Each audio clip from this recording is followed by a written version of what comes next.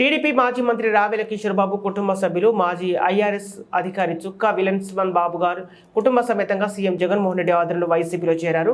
Tadapalli CM Jagan camp కార్యాలయంలో జరిగిన ఈ కార్యక్రమంలో సీఎం జగన్ వారికి పార్టీ కండువా కప్పి ఆహ్వానించారు. ఈ సందర్భంగా వచ్చే ఎన్నికల్లో వైసీపీ గెలిపే లక్ష్యంగా పనిచేయాలని కోరారు.